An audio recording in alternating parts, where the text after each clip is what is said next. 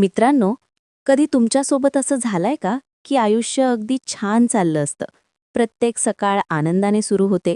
तुमच्या स्वप्नांमध्ये, तुमच्या विचारांमध्ये फक्त एकाच व्यक्तीचा चेहरा असतो आणि अचानक एक दिवस सगळं बदलून जातं. ज्या नात्यावर तुम्ही पूर्ण विश्वास ठेवला होता, जी व्यक्ती तुमचं सगळं काही होती, ती अचानक तुमच्या आयुष्यातून निघून जाते. दिल तुटणं म्हणजे फक्त डोळ्यातून अश्रू येणं नाही, तर असं वाटतं जणू आतून काहीतरी कोणी काढून घेतलंय. श्वास घेणं सुद्धा जड होतं आणि प्रत्येक छोटी गोष्ट त्या व्यक्तीची आठवण करून देते. एखादं गाणं, एखादी जागा, एखादा सुगंध, सगळंच. हे दुःख सोपं नसतं, कारण इथे फक्त दिल नाही तुटत, तर विश्वास तुटतो, स्वप्न तुटतात, आपलेपणा तुटतो. असं वाटतं की आयुष्य थांबलंय आणि आता पुढे काही चांगलं होणारच नाही. पण एक सत्य आहे आणि ते ऐकणं खूप गरजेचं आहे. दिल तुटणं हा शेवट नाही, तर तो तुमच्या आयुष्यातल्या नवीन सुरुवातीचा पहिला टप्पा असू शकतो. आत्ता हे मान्य करणं कठीण वाटेल, पण खरं सांगायचं तर हा जो त्रास आहे ना, तो तुम्हाला तोडण्यासाठी नाही आलाय, तर तुम्हाला अजून मजबूत बनवण्यासाठी आलाय. आज जी गोष्ट तुम्हाला सर्वात जास्त दुखावतीये, तीच उद्या तुमची सर्वात मोठी ताकद बनू शकते. आपण आज ज्या गोष्टीबद्दल बोलतोय, ती म्हणजे ब्रेकअपचा आणि हार्टब्रेकचा खरा अर्थ. हा फक्त एक दुःख नाही, तर एक वादळ आहे, जे तुमच्या आत सगळं हलवून टाकतं.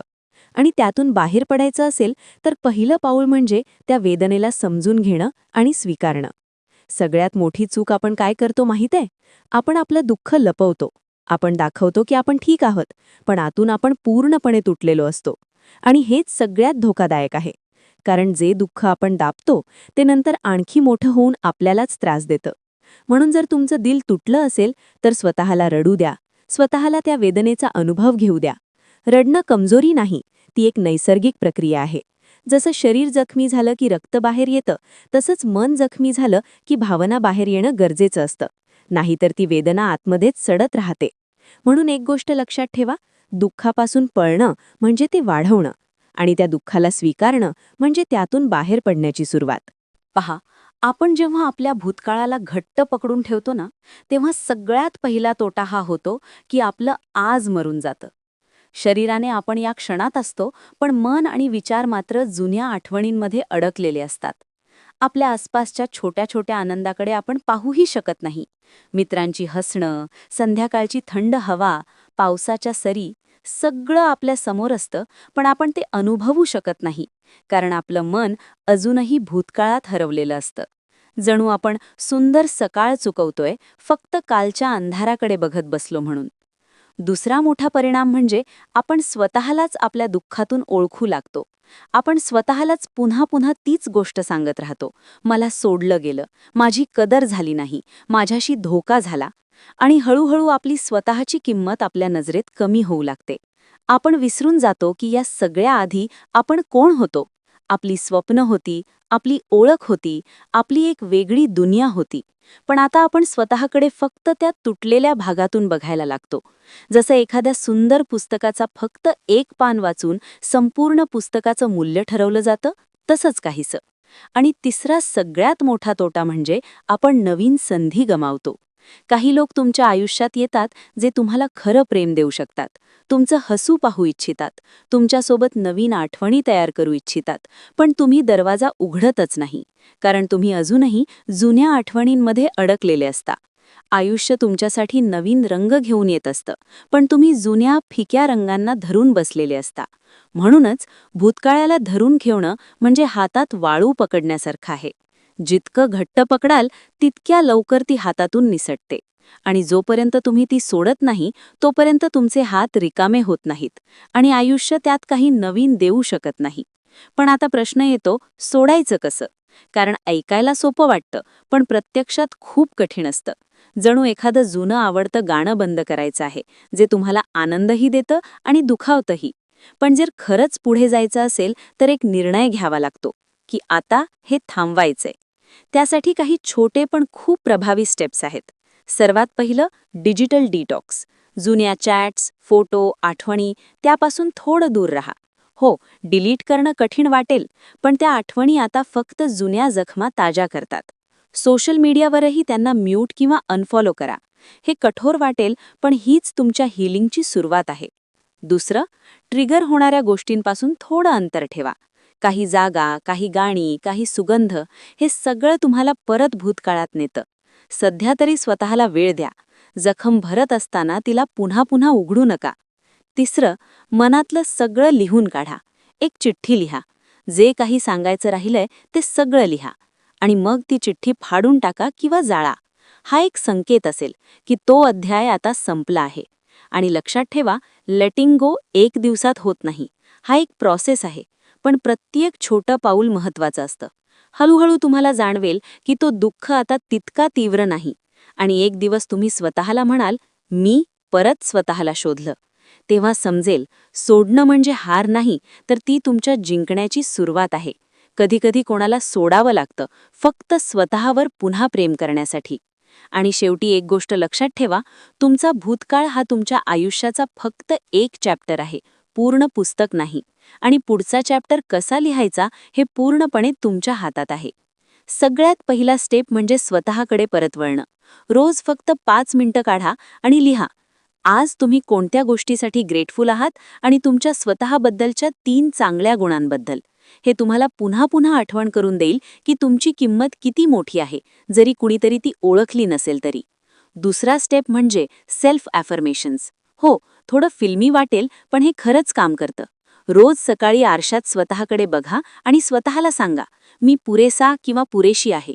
मी प्रेम करण्यास योग्य आहे. मी महत्त्वाचा किंवा महत्त्वाची आहे. सुरुवातीला मेंदू म्हणेल, हे काय आहे? पण काही दिवसांनी हळूहळू तुमचं मन हे मानायला लागेल. तिसरा महत्त्वाचा स्टेप म्हणजे काहीतरी नवीन शिकणं. ब्रेकअप नंतर मनात एक रिकामी जागा तयार होते आणि जर ती योग्य गोष्टींनी भरली नाही तर ती आपल्यालाच त्रास देते. म्हणून पेंटिंग, डान्स, जिम काहीही करा जे तुम्हाला उत्साह देईल. जेव्हा तुम्ही काही नवीन करता तेव्हा तुम्ही तुमच्या मनाला सांगता, आयुष्य अजून संपलेलं नाही, मी पुढे चाललोय. आणि खरं सांगायचं तर जो तुमच्यासाठी थांबलाच नाही त्याच्यासाठी स्वतःला का त्रास द्यायचा? तुमचं आयुष्य कोणाच्या जाण्याने थांबत नाही. लक्षात ठेवा, जे लोक आपल्याला सोडून जातात ते आपली ओळख ठरवत नाहीत, आपण स्वतः ती ठरवतो. सेल्फ वर्थ फक्त विचार करून येत नाही, ती जगावी लागते. लहान लहान यश साजरे करा. जिममध्ये एक एक्स्ट्रा रेप, कामात छोटं यश, या सगळ्या गोष्टी तुमचा आत्मविश्वास हळूहळू वाढवतात. आणि काही महिन्यांनी तुम्ही असा व्यक्ती बनता ज्याला स्वतःचा अभिमान वाटतो. ब्रेकअप नंतर सगळ्यात मोठी चूक आपण काय करतो माहीत आहे? आपण स्वतःलाच विसरतो. आपली सगळी ऊर्जा त्या व्यक्तीवर आणि त्या दुःखावर खर्च करतो. पण खरं तर या वेळेला सगळ्यात जास्त गरज असते स्वतःची. कारण जर तुम्ही स्वतःवर प्रेम केलं नाही, स्वतःला प्रायोरिटी दिली नाही, तर जगातला कोणताही माणूस तुम्हाला खऱ्या अर्थाने आनंद देऊ शकत नाही. सेल्फ लव्ह म्हणजे फक्त स्वतःला लाड करणं नाही, तर स्वतःला स्वीकारणं, स्वतःचा आदर करणं आणि स्वतःसाठी उभं राहणं. जेव्हा तुम्ही स्वतःवर प्रेम करता तेव्हा तुम्ही स्वतःशी एक वचन देता, मी स्वतःला कधीच एकटं सोडणार नाही. आणि तिथूनच खरी ग्रोथ सुरू होते. ग्रोथ म्हणजे फक्त करिअर नाही, तर रोज थोडं थोडं स्वतःला बेटर बनवणं. आणि आता येतो सगळ्यात कठीण पण सगळ्यात पॉवरफुल भाग, माफ करणं. फॉरगिव्हनेस म्हणजे त्या व्यक्तीला योग्य ठरवणं नाही, तर स्वतःला त्या ओझ्यातून मुक्त करणं आहे. जेव्हा तुम्ही कोणावर राग, द्वेष ठेवता तेव्हा तुम्हाला वाटतं तुम्ही त्यांना शिक्षा देत आहात, पण खरं म्हणजे तुम्ही स्वतःलाच शिक्षा देत असता. ते लोक कदाचित पुढे गेलेले असतात, पण तुम्ही मात्र अजूनही तिथेच अडकलेले असता. म्हणून माफ करणं हे त्यांच्यासाठी नाही, तर तुमच्यासाठी असतं. कारण जोपर्यंत तुम्ही माफ करत नाही तोपर्यंत तुम्ही त्या घटनेशी बांधलेले राहता. आणि जेव्हा तुम्ही माफ करता तेव्हा तुम्ही ठरवता, आता हा भूतकाळ माझ्या आजवर राज्य करणार नाही.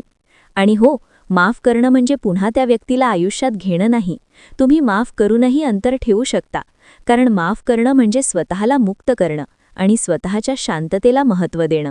जेव्हा आपण कोणाला माफ करतो तेव्हा त्याचा अर्थ असा नसतो की आपण त्यानं केलेलं चुकीचं वागणं योग्य मानतो. माफ करणं म्हणजे आपण स्वतःला त्या वेदनेतून मुक्त करतो आणि ठरवतो की आता त्या घटनेचा आपल्या आजच्या आनंदावर आणि भविष्यातील आयुष्यावर परिणाम होऊ देणार नाही. माफीची सुरुवात समजुतीपासून होते.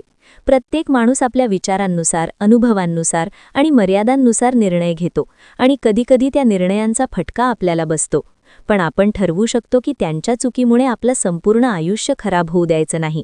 सर्वात आधी स्वतःला माफ करणं गरजेचं आहे, कारण आपणच स्वतःला वारंवार दोष देत राहतो.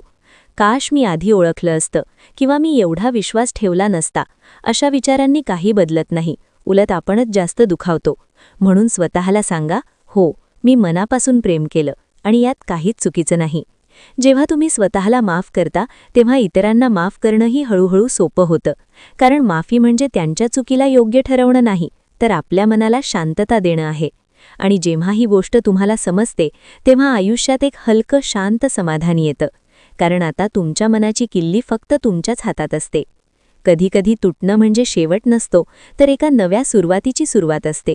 ब्रेकअप नंतरचं आयुष्य म्हणजे एक रिकामं कॅनव्हस असतं, ज्यावर तुम्ही तुमच्या मनाप्रमाणे नवीन कथा लिहू शकता. आता तुमच्याकडे संधी आहे स्वतःला पुन्हा घडवण्याची, नवीन ध्येय ठरवण्याची, नवीन गोष्टी शिकण्याची आणि स्वतःची वेगळी ओळख तयार करण्याची. प्रवास करा, नवीन लोकांना भेटा, नवीन अनुभव घ्या. हे सगळं तुमचा विचारविश्व बदलतं. तुमची ओळख आता फक्त कोणाचा एक्स अशी राहणार नाही, तर तुमच्या कर्तृत्वाने आणि व्यक्तिमत्वाने ठरणार आहे. या नव्या प्रवासात जुन्या गोष्टींना जागा देऊ नका, कारण तुम्ही आता पुढे चालला आहात. खरं प्रेम तेव्हाच टिकतं जेव्हा तुम्ही आधी स्वतःला पूर्ण करता. जर तुम्ही स्वतःवर प्रेम करत नसाल तर दुसऱ्यांकडून खऱ्या प्रेमाची अपेक्षा करणं अवघड होतं. म्हणून स्वतःला प्राधान्य द्या, तुमच्या आरोग्याला, स्वप्नांना, करिअरला आणि आनंदाला. जेव्हा तुम्ही स्वतःमध्ये गुंतवणूक करता तेव्हा तुमचं आयुष्य इतकं मजबूत होतं की कोणी येऊन ते ढासळवू शकत नाही. पुढच्या वेळी प्रेम करताना हे लक्षात ठेवा, तुम्ही कोणेचं सगळं काही नाही, पण तुम्ही स्वतःसाठी पूर्ण आहात. आणि शेवटी एक गोष्ट कायम लक्षात ठेवा, दिल तुटणं तुम्हाला संपवण्यासाठी नाही, तर तुम्हाला नव्याने घडवण्यासाठी येतं. आज जरी हा दुःखाचा डोंगर वाटत असला तरी उद्या तुम्हालाच जाणवेल की याच वेदनेनं तुम्हाला मजबूत बनवलं. म्हणून आजच निर्णय घ्या, तुमच्या आयुष्याचा पुढचा अध्याय तुम्ही स्वतः लिहिणार आहात. तुमची कथा अजून संपलेली नाही, उलट ती आत्ता सुरू होत आहे, तुमच्या सर्वात मजबूत, आनंदी आणि सुंदर रूपात.